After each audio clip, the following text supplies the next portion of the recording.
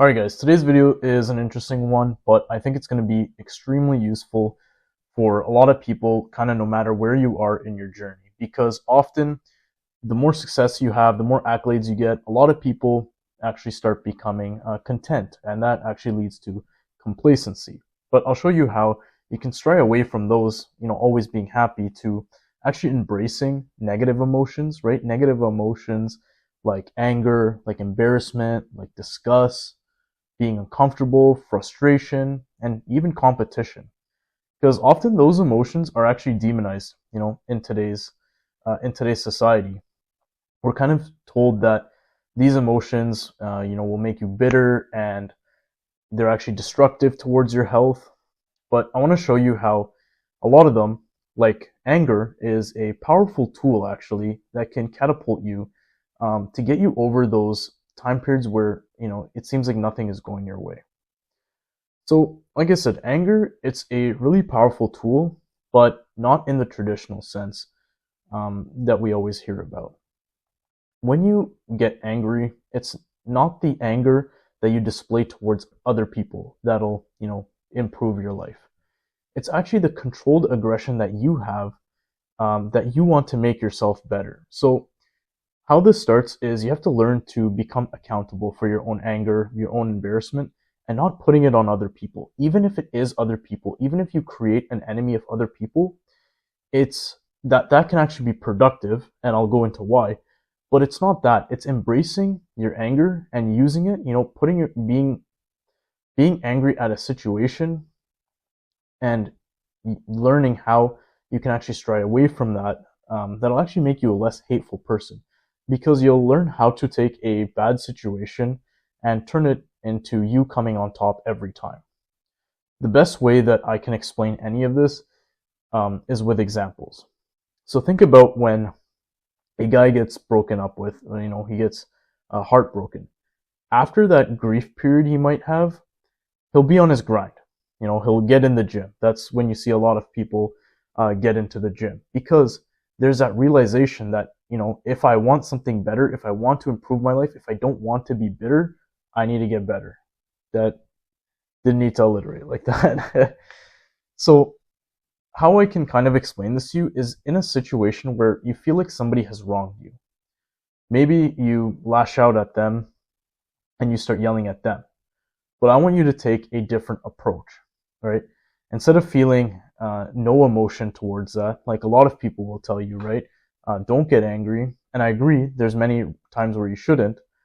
What if you just took a different road, right? Instead of getting mad at them and making yourself look worse, right? Instead, you can actually take that opportunity to try and put yourself in a better situation. And here's where the anger part comes in. Try and put yourself in a better situation above them.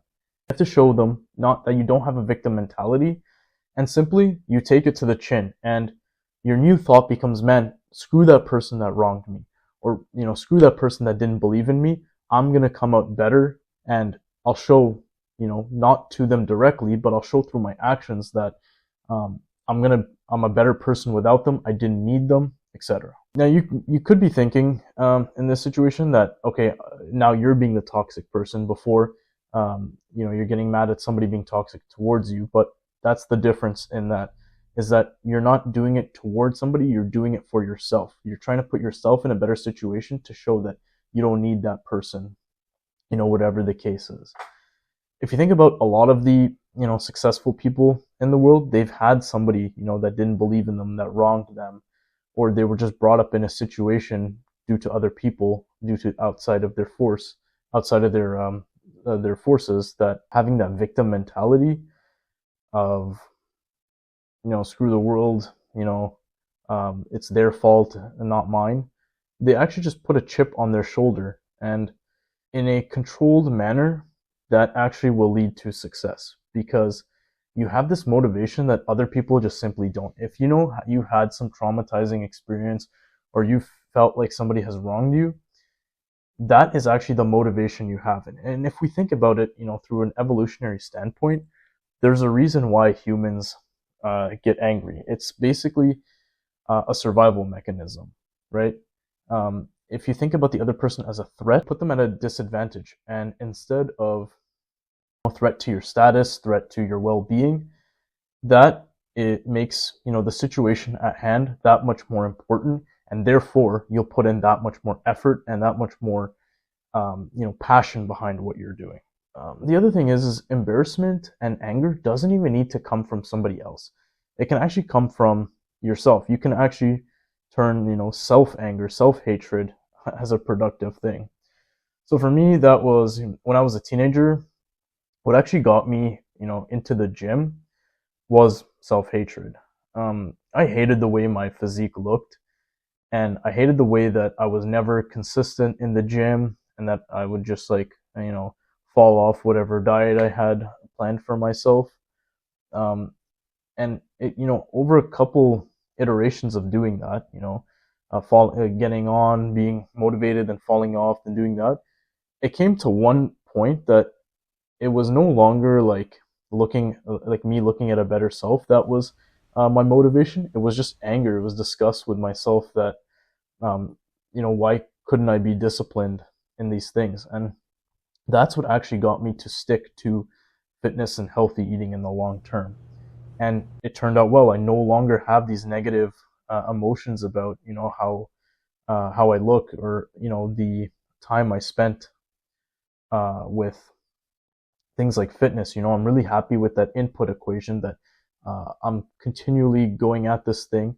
And how did that start? How did I get that momentum? Through anger, right? It was the fact that I was just so embarrassed with myself that I felt like I needed to do something. So in my experience, I'm not always an angry person, and I think that's a good thing for many reasons. I definitely stray on the more side of being, grateful rather than being angry. But the thing is I've always had that urge to basically disprove others and dominate in my domain. The earliest, and I think the situation that we've all gone through, where I've applied that, is in school. I honestly think that if grades were not a thing in school, I probably wouldn't have done as well, and with lower grades, I wouldn't have had the same opportunities that I have now. Another kind of experience I wanted to give, where I could have easily had the victim mentality, but I didn't, was I was in a team. We're essentially given tasks by somebody, and they're assigned to you. There was a point where I was not getting, and this was at work, and there was a point where I was not getting assigned as much as I usually do, and it definitely gave me that feeling of being inferior, because there's a reason, there's a lot of stuff to get done, and there's a reason why you're not the one getting it. So instead of being content with that, like a lot of people are, they're like, oh, I'm getting paid the same and less work. It's like a win-win. I don't think that's the mentality you should have. Instead, I felt annoyed. I felt kind of embarrassed that I was like becoming that I was, at the time, because I was still new, at the lowest of the totem pole. Instead of being content with that okay, yeah, I'm not expected to do this work, so it should be fine. Like, those people who are getting more work than me, they're expected. They've been here longer. Instead, I use that feeling of inferiority to my advantage. I worked whatever I got. I worked harder, and I gave myself work, and eventually, that was shown to other people, and it gave me that confidence that I could take on, and it gave the confidence in other people that I could take on more work, which eventually, in the workplace setting, led to more success. Right? It leads to better pay and just overall better status. These days, if you think about it, why a lot of people, they say a lot of men are soft these days. A big reason for that is because we live in like a time where it's so easy to achieve comfort, right? Like, a long time ago, I won't say like exact years. If you did nothing, that meant discomfort in your life. Whereas now, if you do the bare minimum, at least in Western society, you're still okay. Like, you don't feel the need to. You might not feel the need to have to improve your situation. So how can you actually, give yourself negative emotions like competition, which I don't consider that a negative emotion, but like even anger, is you put yourself in situations of risk. It's really that simple. Just take more calculated risks. If it pans out, that's amazing. You get the benefit of whatever that was associated with that calculated risk. And if it doesn't, you just failed. There is a massive source of motivation with failure, right? Instead of taking that failure and being okay with it and saying, I'm never going to try again, the next attempt has to be better. That's how you can put yourself in situations where you can actually get angry, get mad at yourself. If you're taking risks with other people, just like shoot your shot. If it's with a girl and you get rejected, you don't get mad at the person. Instead, you tell yourself, okay, I'm happy I did it, but how can next time it be a success? You put yourself in discomfort, right? So that's how I think you can basically avoid the trap of self-improvement, where instead of you know going from hard mode to easy mode, you just stay on hard mode. It's simply that the reward keeps getting better, right?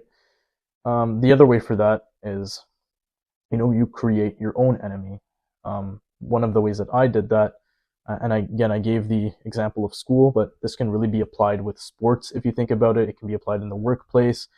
It can be applied at the gym in many places, is to create your own enemy, right?